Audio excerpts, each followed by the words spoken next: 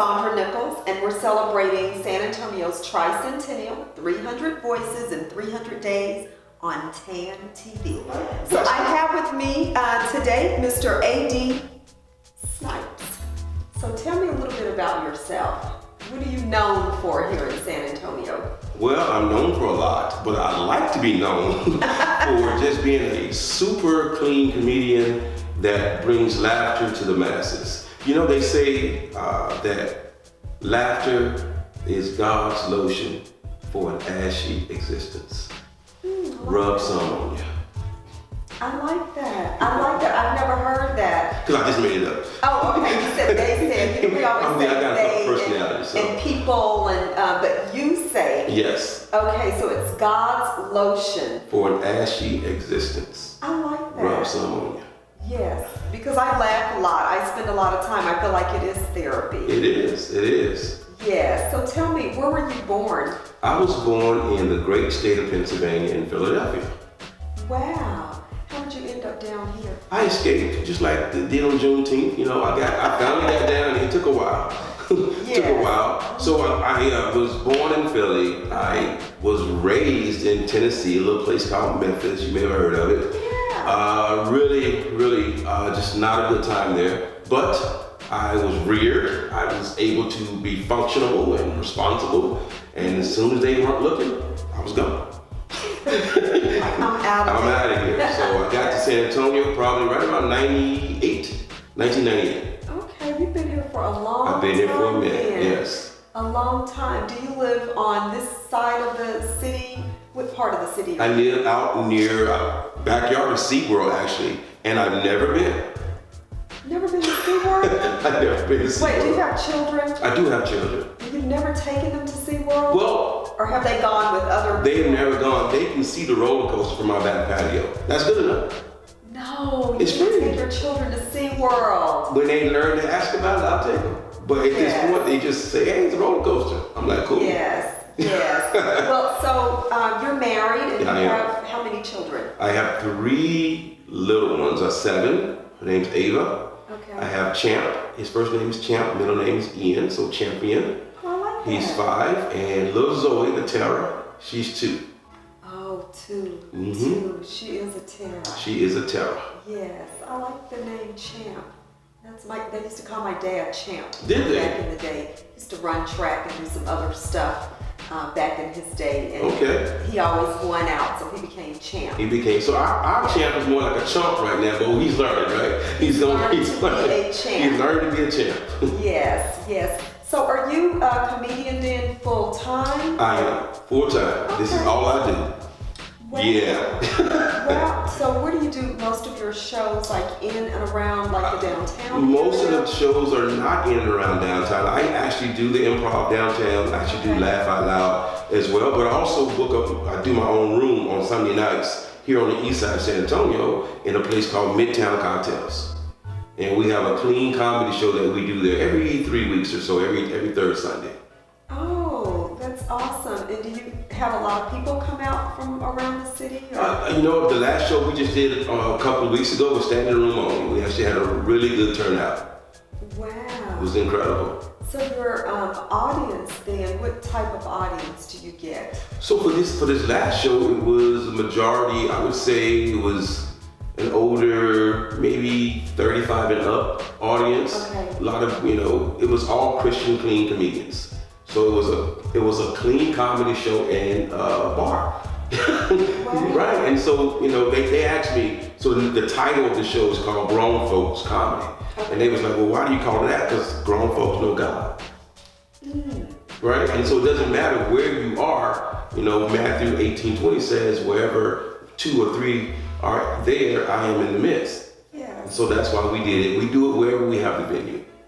That's pretty interesting. I'm jotting this down because I want to come out and check you out then. Okay. Because I know a lot of people, like you said, laughter is, I think, so important in our lives. And right. when we're going through just very challenging times, sometimes, I don't know, I've always been able to find a little laughter in it. You can be down for a moment going through some hard things in life, and you get to laugh. It definitely makes you feel better. It does. It's so therapeutic, as you mentioned. It actually allows you to just really kind of breathe easier, decompress, and maybe you realize then that whatever the situation and circumstances going on is not as heavy as you are given the weight to. So for me, it's really enlightening to be able to make people laugh. We always say, come laugh at us and with us. Right. Come laugh at my life. Yours won't look so bad. I'm coming to your show. Now, do you write your own material for your shows? I do. I write my own material, and I also ghostwrite for a few other comedians. I won't mention your names here in San Antonio, but I do write for a few of them. Okay. Mm-hmm. Do you ever get outside the city much, touring any other areas? I actually was just picked up to co-host the All Eyes on Me hip hop tour. That's going to be doing 25 cities across the nation here this summer. Oh, so that okay. just happened about a week ago, actually. Oh, wonderful. So All Eyes on Me. Yeah, the Tupac Shakur movie. Yeah, 25 cities. So, and I've not seen the movie. You've never seen it? What? I've not seen the movie, and I'm very familiar with Tupac's life, but just need to go out and check out the movie. Yeah, so where were you in 96 when it happened? Oh, in 96, I had just made it to San Antonio. I was actually on my way driving to Dallas. I have a sister who works marketing and promotions at a couple big radio stations there, and she loves Tupac. And so we were actually driving on the way there, probably halfway there when we heard the news on the radio. Okay. And so we couldn't wait to get closer into the city so we could dial in and kind of see what they were saying in the Dallas-Fort Worth area about it. And she still believes that Tupac is alive. Oh, wow. Okay. Tupac Shakur. Two shot for sure. Yes. That's what I would say. Still alive. Right. So, yes. But that's going to be very interesting then. How many comedians do you all have lined up? For that, it's not a comedian show. It's an actual hip-hop. It's a hip-hop tour. And we'll be doing red carpet. We'll be doing galas. We'll be doing events. And I'll be hosting that, yes. Okay. And so for the hip hop, like, do you know some of the artists that are? Yeah, so E40 is going to be on it, Too Short, and there's this really incredible rapper named Los Angeles. And he is Los Angeles, and he's just incredible. He's incredible. He's going to be on it as well. The Digital Underground is going to be on it. So it's all of the top West Coast artists that were from that era, with a few new ones are going to be sprinkled in. We're going to be on that, yes. Okay, and I've heard of some of those, not all of them though. Okay. So yeah, I'll have to come and check it out then. Absolutely. So tell me, what has been your most significant contribution to the San Antonio area? You know, that's a really good question. When you talk about contribution, it really, I think for me, being a positive role model, starts with being a man of God. It starts with understanding what your role is in your house before you can go and try to do anything else outside of your house. And so once you're aligned with God and you kind of know what your purpose is, well, first thing you have to do after that is you have to be honorable to your wife. You have to make sure that she, for me, it's three things. It's God first, family, then me. And so when I put myself third, I always get what I want. Because I serve my God, I'm benevolent to my family. And so whatever I want, I get. And it's just all blessings. That's wonderful. That's wonderful. So you go to local church here then? I go to True Vine Baptist Church on the northwest side of town. Okay, so you're very involved, I can tell. I'm very involved. Now believe it or not, I just got baptized last year. Okay. I just got baptized last year. And so I was a little concerned because when I got baptized, I went down the little ledge and I was the only one in the water. And I'm like, where's the preacher? Well, he's up on the, they don't get in the water no more these days. Oh. The preacher did not get in the water. Okay. So I was kind of like a little taken aback. I thought it was, I'm sitting there crying and I'm all filled with the spirit. Right. And I'm looking for somebody that's going to hold me and take me down, take me down. And so how do they do that? They leaned over the ledge. Okay. And And they just kind of pivoted me around. They took some pictures. We smiled. And he dumped me. Did some selfies. He dumped me now. He didn't tell me the whole crap, so I got almost drowned. Getting I almost get baptized. baptized. I almost died. They tried to choke the devil out of me. It was worth it, It was right? worth it. It was worth it. It was worth I have not heard of baptisms being done that way before. I haven't gone to a baptism in a while. I was baptized at a very early age, and the pastor was right there with me. And they, at that time, held your nose, held your nose, covered your eyes, and there were about 3 or 4 people standing in the water around you. Exactly. Now, I got baptized once before, but also I got baptized and kicked out the church at the same time. Okay. I followed the instructions. There was a door. They said, go over there, change your clothes, put on that robe. Put on a little white gown. Right. So I put it on. I come out. They take me down. Now, they had this big light coming from behind you. Right? And I come up out the water, and the choir director was like, amen, amen. I'm like, and the ushers rushed me, Right. took me out, and I put me out in the parking lot wet, just outside. It just left you. Left me there. out. So apparently I wasn't supposed to get completely naked under the robe. So apparently I didn't. Y'all did specific rules at that church. She told me, take off your clothes. That's what I did. So. Right. And so now the baptism that you just went through last year was just to be then rebaptized. No, this was new because I had to rededicate. I was like my uncle. My uncle used to dedicate his life every week. He used to go back down there. Well, When they opened up the doors of the church, my uncle was like, I gotta go back down there. I used to wonder, what was he doing those 6 days since the last time he went down there? How much in hell was he causing? Then he would have to get rebaptized again. Every week. Rededicate his life. Wow. And I've heard that happening though with people in churches. And so I think now they do a better job clarifying what that means. You don't need to come back. Yeah, I think they call it backslide, but I think he was like slip and slide, and I think it's what he was doing. Yeah, this is like a one-time good deal if you do it right. Yeah. But people do come back as adults and rededicate their lives to God as an adult on their own. And, because when we were younger, we're just told, you're getting baptized next week. Right. We were told you're getting baptized, and that's all you got to say about it. Right, and so that's true, and that was in Memphis then? That was in Memphis, yes. Okay. That was in Memphis. Well, do you have a lot of family still there in Memphis, or? I do. My mom's there, my sister's there, and all of my little nieces and nephews are there, yes. I haven't been back since 2003. Oh, you don't go visit? It's just not my favorite place. It's just not. Yeah, I know people in Memphis, and so. They're kind of rough. It's changed. Yeah, it's changed a lot. Memphis has changed. Yeah. Yes. But there are some good people there, and some of them live on the outskirts. Germantown and Cordova. Yeah, they don't live in the city. They live like way, off of 40. Right. So you stay down here in San Antonio. I live down here where it's safe. Well, I don't get profiled. I'm sorry.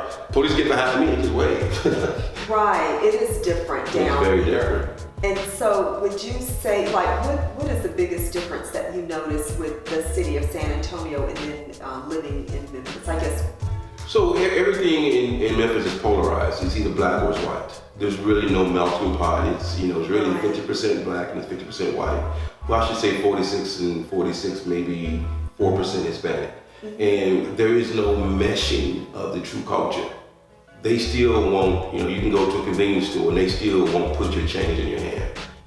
And it's like in Elvis Presley's, like I went to school down the street from Elvis Presley's house, the mansion, right? Okay. And the area was called Whitehaven because that's where all the affluent white people lived until we moved in. Whitehaven. Now it's called Blackhaven. So Whitehaven, wow, so it is, part of the South, you feel that. Yeah. And I know in Texas, they talk about, people refer to Texas as being the South, and I'm like, Texas is not really. No, Texas is nowhere near South. Texas is Texas. Texas is its own country, stolen from Mexico. Yes. I probably should have said that, I'm sorry. We can edit that out. The stolen from Mexico part. Inherited. How about that? Inherited from Mexico. You said it. Yes, it is inherited from Mexico. Well, how did they name it Bexar County? Why did they put an X in there? And a lot of people come here and say Bexar County. I still don't understand why they did that.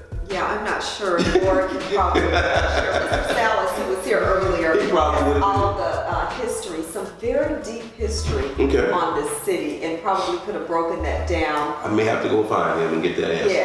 Yes. And so in San Antonio, does your family then, do you enjoy raising your family here? You know, I really do. It took a while. When I first moved here, I was a single father, so I had an older son. Okay. And so being a single dad was just, that was when I was really at the height of my career. I had just done Comic View. I had just done the pre-show for HBO Def Jam. So I was really taking off. And then my son's mom called me and said she didn't want to be a mother anymore. Okay. So I had to go and get him. And then we came down here. And so I never had the sense of family. I wasn't a good father with him, I'll be totally honest. I wasn't. But I didn't grow up with a dad. So I didn't understand the whole essence of the family unit. When I came up, it was just every person for themselves. That was not modeled for you. And so what about like role models in your family? Uncles, No, I had a few uncles that were there. They did their uncle duties per se. They go bowling. They take you to a ball game here and there. But again, there was no male figure in the home to influence you. Right. So you were then raised by your mom, or? I'm a child of the hood. That's what I say. A child of the hood. Child of the hood. Yes. Well, it takes a village. It takes a village. It does. And a long time ago, that worked really well. I don't know now, you don't see that as much anymore, where everybody kind of chips in and help with the kids. Right. You can't, well, first of all, kids don't play outside anymore. Unless it's an organized event. So we don't see kids in groups of 15 or 20 riding their bikes and skateboarding and playing tag or hide and go seek. You don't see those things anymore. So when a kid messes up, it's at a mall or something like that. So there's no one to say, I'm gonna spank you and then take you to your mom and tell her what you did, and then she's gonna spank you again. Well, more than likely the kid's not even getting spanked initially at home. Right. We're in the I take things from you society. Let me take your phone, let me take your tablet, let me take your watch, let me take your shoes, let me take, it's like going to prison, I guess. They just take everything. They take everything, and now just with the law, people are really reluctant to spank children anymore, and so, you'll get turned in if you spank your child, and so, we've gotten away from that, and then you start taking things and. But you can thump them. You ever just a good thump, or just let it just or stick. A good pinch. Just pop it and just leave it there. It just sends off. It just everything. So that's legal. That's very legal. That's legal. What you gonna say? He thumped me. Yeah. Or he pinched me. He pinched me. Really? The officer be like, really? Right. You want me to tase your dad for that? Okay. And it's to get their attention, don't you think? Just to kind of give them a little pinch to get the attention, or a thump, I guess. And for me, my two oldest, they're on the autism spectrum, so they're high functioning, and so it's a total different. Again, this whole fatherhood thing with them being autistic and me being the model for my family, it really taught me how to love, because they learn differently. They learn in a different way. That's very interesting, because I know the rate of autism is so high now in our culture, and so a lot of people are involved with autistic children and just helping them through. I saw a young girl, I think she was about 3, toddler really, just over the weekend, and with older parents. Her parents were older. Okay. And so, but they were doing so well with her. She was very energetic. And so, but they were doing a really good job. And then also the older siblings, because they were older, they had older children, they were also helping with them. And I thought, wow, she took a lot of time, but they were doing, I just loved sitting there watching the job they were all pitching in and doing. Oh yeah, it does take a village. Everyone. Yes. So your oldest son is here in San Antonio? My oldest son is not here now. He's in Ohio. Okay. He's in Ohio doing his thing. Don't ask me what that thing is, because I guess when some guys get that age, they want to go do things their way, and he still uses me as an ATM machine, but that's okay. Well, you probably did that too in your younger So who I have no dad? Who I'm uses? We didn't have ATM machines back then. We had mama purse. Yes. We had mama purse, and you better bring me my change. Yeah, that's true. That's true. So we've talked about your greatest contribution. How do you give back to the city on a regular basis? Sure, that's a great question. Each one of my comedy shows, we do an actual community event. So we do a can drive for the San Antonio Food Bank. So we just, on our last show, we raised 200 pounds in canned goods. And we took that and dropped it off just a couple of days ago. So that's how we actually give back, because we're not from this side of town. So we're using an East Side establishment to put on a show, but we also want to give back to the overall community, and we do that through an actual food can drive. Oh, okay. So every show then, so folks bring canned goods in? And then they get a $5 discount off the price, yes. Oh, okay. Yeah. Like Now, canned goods you have to bring in? You can bring one, you still gonna get $5. If you bring 5, you still get $5. I have people showing up going to get it for free. Now I brought 5 canned goods, so I'm good for this show and the next show. No, that's just. So let's clarify. Let's clarify that, right? No, it's just 1 canned good equals 10 canned goods, still $5. That's it. You said it right into the camera. Right into the camera. There is no confusion on that. So. And somebody still will show up, just trying to drop the cans off and walk on in. Hold on, just wait. Yeah, $5. Exactly. $5. So your shows, you said they're all during the week, or? No, they're on Sundays. They're Only on Sundays. Only You're on Sundays. only doing shows on Sundays. Only shows here. Now there are other shows I'm involved in that I'm booked to do, but this is the show that my company, we produce this show. That I hosted, and it's really the most recent one is called the Clean Comedy with Collector. He's one of our local TV personalities, and we kind of grew up doing comedy here in San Antonio together. Right. Yes. So, do you find that I noticed that a lot of people attend your show, people enjoy clean comedy just as much as they do the other comedy with profanity and well, I mean, when you think about church people, and we'll go to church on Sunday, and we'll go to Bible study on Tuesday and Wednesday and Thursday, or however many times you go, and when you're filled with the Word, you become more aware of the things you probably shouldn't do and shouldn't say, right? And so when you do that, you still want to laugh, you still have a great time, but we have it in God. We have it through the Holy Spirit, and we can still be Christians, but we can still be humans.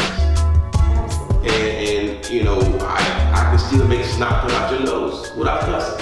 I can still make snot come out your nose without using, sexual innuendos. I can, as if you're funny.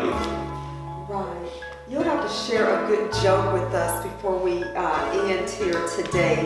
You have to give us some of your material to get all of these folks watching to come out and see you. I'm definitely going to spread the word, because I know people who love comedy will not go if there's any profanity. Exactly. Like you said, sexual innuendos won't go. A lot of people don't want to hear that, especially older, mature, people. Right. And so, give us a good joke. Okay, so here's the joke. There's a lot going on. A lot of people in our community, they use the N-word. Well, I stopped using the N-word a long, long time ago. But there are times when you still need to call them something. So I just call them Billy. I just, Billy, please. I know what, Billy better have my money. You saying, Billy? You tell that Billy that I need my money back, okay? I wish that Billy would. See, now you can go to work and say it. You can go to work and not get in trouble with HR. He called me a Billy. Okay. What's a Billy? What's a Billy? I don't know. Yeah, I like that. You better have my money. Billy better have my money. Oh my gosh. Well, tell me before we end, why is it important for us as African Americans to tell our own stories? Because we're the only ones that can tell it the way it is. A lot of times we have people want to give their twist or their turn or their interpretation of what our story is. And a lot of times, if you don't have the essence, you can't tell a story. It comes down to, you can't tell me what it's like to have dreads when you never had your dreads twisted. And so just because you can sew in some dreads or you don't have the patience that it takes to grow dreads, so you don't understand the endurance that it takes to grow hair, how are you going to have endurance to tell my story? Something that simple. So do you get family though to come here to visit with you? My mom came down one time. She had never been on a plane, so she came down one time. It's a funny story because I thought I was doing really good in comedy and had a nice new sports car in the garage. My mom, she comes in, right? And she goes to the landing and looks upstairs and she says, "Who lives up there?" Oh my God, yeah. Yeah. And then I say, "Mom, take a look in the garage. Look at the new car I got." And she looks at it. And she says, "Oh, that's nice, baby." And it was a drop top Corvette. Right. And she says, "Well, you know, your brother got a Cadillac." Well, yeah, now you have it. It's a '78.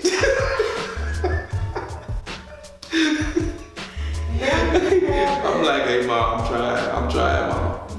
Moms always keep it real, don't For they? real. Wow. And you know, Memphis, it's a 12-hour drive, I think. About 13 and a half hours. Okay. Yep. Okay, so she prefers it, getting your brother's '78 Cadillac and ride on down here instead of flying. She prefers not to be, Yes. because she's, in her words, ain't no turn signal on no airplane. I love it though. I love it. Moms always keep it real. Yes, yes. So as we part, A.D. Snipes. Yes, ma'am. A.D. Snipes in the house, and so we will be checking out his next comedy show. Tell us, when will that take place? It will be on July 23rd at Midtown Cocktails at 2014 East Houston Street, 7:30. Come early, limited seating. And bring your Canned goods for $5 off, yes. Yes. Thank you, sir. Hey San Antonio, it's your favorite comedian, A.D. Snipes, here at TAN TV, the African American Network. We're celebrating San Antonio's tricentennial, 300 voices for 300 days. And thank you for tuning in to TAN TV, the African American Network.